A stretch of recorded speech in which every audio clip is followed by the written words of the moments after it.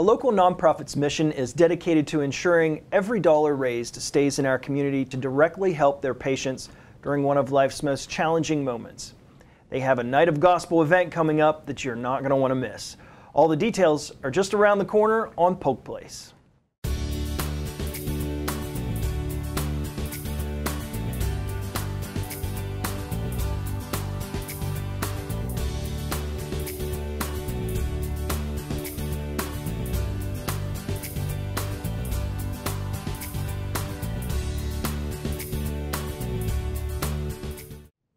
Welcome to Polk Place. I'm Steve Barnes, and with us today we have Paula Kramer. She is the Director of Philanthropy for Good Shepherd Hospice, and also Jason Brown, the Professional Relations Representative for Good Shepherd. Guys, thanks for coming in today. Thank you. Absolutely, we're glad to be here. Now, we're here to talk about a special event that's going to happen, but for those who aren't familiar with Good Shepherd Hospice, Paula, what is kind of the objective of this organization? Absolutely. Good Shepherd Hospice was licensed in the area in about 1984. We serve Polk, Highlands, and Hardee County. We're an affiliate of Chapters Health System, which is based out of Tampa, but we serve about 15 counties in the state, but Good Shepherd is a portion of one of the affiliates for that. Our focus is to ensure that the end-of-life scenario for our patients and their families is the best it can be. I always say that hospice is one thing our government has gotten right because of the way it is structured and the ability to provide the quality of life, not so much about the quantity, but the quality. Many times patients come to us with a terminal illness and they don't know where to go. Hospice is a scary word to some, and I believe it's misunderstood. And that's part of my job, not only to fundraise for our unfunded programs, but to also advocate in the community for what hospice really means. It's such a necessary service that people don't think about until until they need it. You know, it's kind of one of those, like you said, nobody really wants to think about it. But how does somebody know when hospice is the right choice?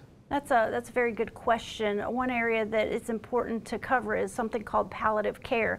Many times people hear the word hospice and they don't want to talk about it because they think they're either giving up on their family member or the patient themselves is giving up and so forth. Sending them away. And sending them away, we're done, we've checked, everybody's checked out, and that's so not the case. Palliative care is something which is also called comfort care for layman's terms, is about taking that opportunity that once someone has been diagnosed with a life-limiting illness, and there are many of them out there, unfortunately, then palliative care can come into play, and it's about making sure the comfort is there. Recertifications of patients happen on a regular basis, but we have patients that are a part of our units. 80% of our patients are at home, and so they've been with us a couple of years. So it's not just about the last few days. It could be a couple of years, and that's what we hope to get across to everyone, is that the opportunity to insert palliative and hospice care as soon as possible. You know, the interesting thing about Good Shepherd Hospice is they're obviously providing the health needs of the patient, but also the spiritual needs. It's a mind, body, spirit kind of service, isn't it? Absolutely. We have full-time on-staff chaplains that go to visit in-home patients.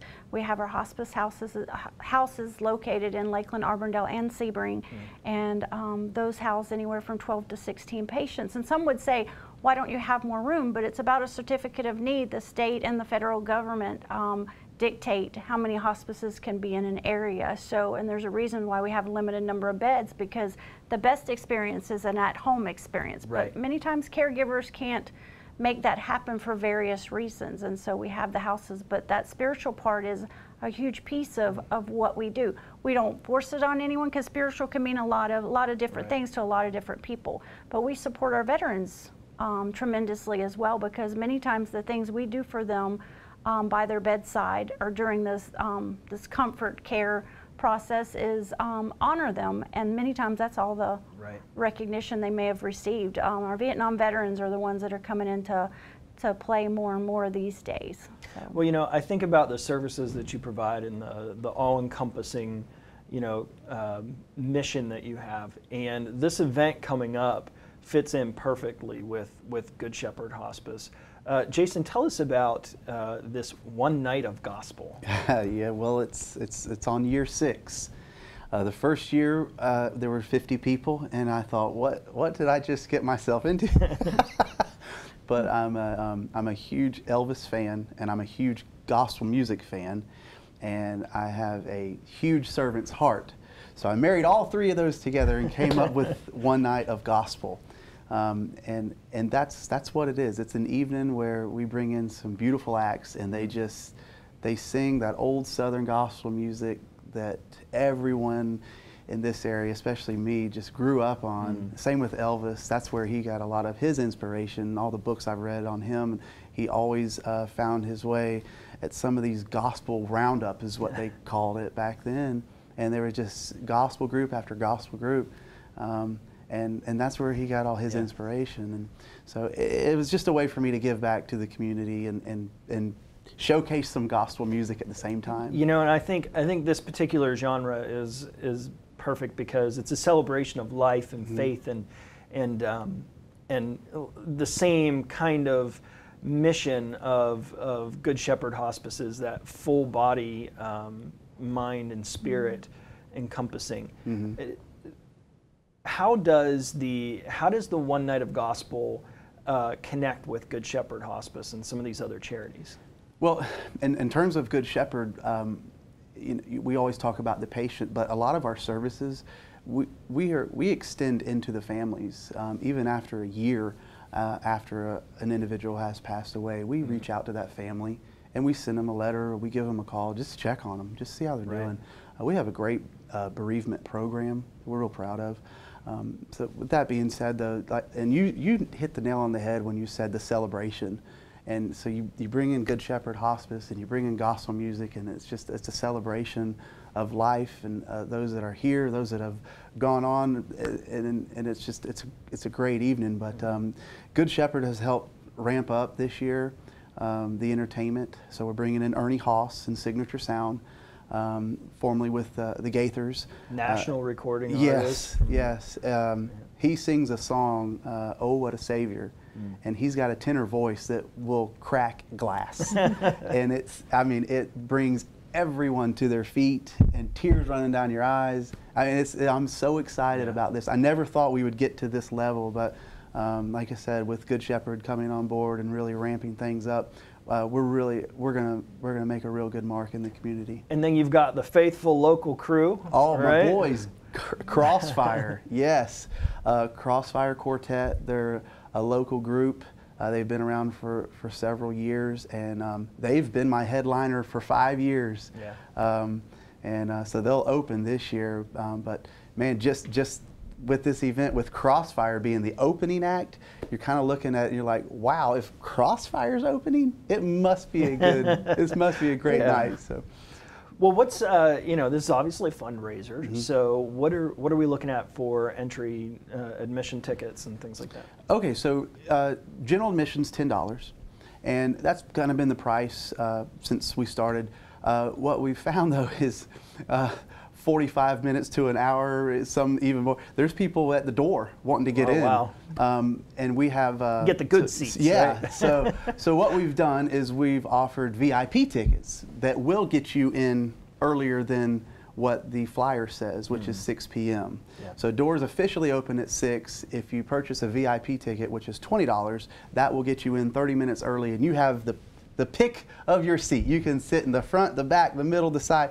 You get to decide 30 minutes before anybody else comes in. And this is happening at the Church at the Mall there in Lakeland. Correct. Yep. It'll be at Church at the Mall. So there's lots of space, lots of seating, and it's going to be a great night. So I'm so excited. I wish it would hurry up and get here. It's on St. Patrick's Day, March 17th, and I look at it every day. I'm like, man, hurry!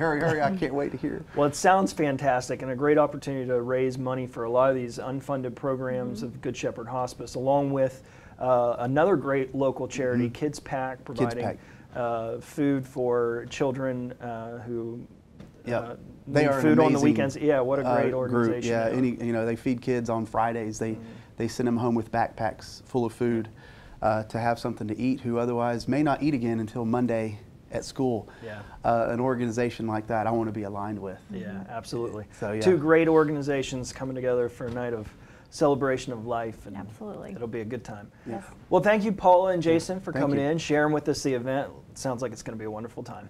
Thank you. Well, join Chapters Health Foundation as they present One Night of Gospel featuring Ernie Haase and the Signature Sound with special musical guests, the Crossfire Quartet, on Sunday, March 17th. The concert starts at 6 p.m. Doors are going to open at 5:30 for those who want great seats and get in with your VIP tickets. The tickets run $10 in advance for general admission and $15 at the door, $20 in advance for VIP tickets, and $25 at the door for VIP tickets. This benefit concert will support, celebrate, and honor the work of Good Shepherd Hospice and Kids Pack. The concert takes place at the Church at the Mall, located at 1010 East Memorial Boulevard in Lakeland. For ticket information, call 863-858-7183 or purchase them at www.onog.live/tickets.